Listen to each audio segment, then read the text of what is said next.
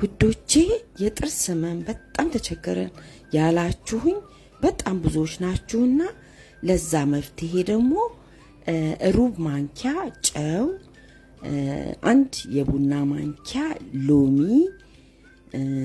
ለብ ያለ ውሃ እሱን አንድ ላይ በመደባለቅ አፋችንን ወይም ጥርሳችንን መጀመሪያ በደንብ ካጠብነው በኋላ ከዛ በኋላ ይሄንን ለ2-3 ደቂቃ አፋችን ውስጥ በመያዝ ጥርሳችን እንዲደርሰው በደንብ አፋችን ውስጥ እያያዝን መትፋት፣ አንወጣውም፣ ልብ አድርጉ መትፋት።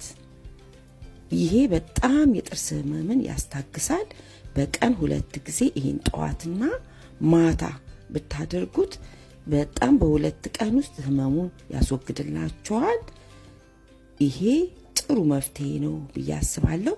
ሁለተኛው ደግሞ እንደዚህ በደንብ ከታጠባችሁ ከጨረሳችሁ በኋላ ፔኪንግ ፓውደር ሩብ የቡና ማንኪያ ታረጉና በጥርስ ብሩሽ የተቦረቦረ ቦታ ላይ ወይም ደግሞ ህመም የሚሰማችሁ ቦታ ላይ በጥርስ ብሩሽ ያንን ቦታ በደንብ ታስነኩትና ለትንሽ ደቂቃ መያዝ፣ ከዛ መጥፋት። ልብ አድርጉ። ይሄንንም ትተፉታላችሁ ማለት ነው። በእንደዚህ ሁኔታ ጥርሳችሁን ህመምና ጤንነትም መጠበቅ ይቻላል ማለት ነው።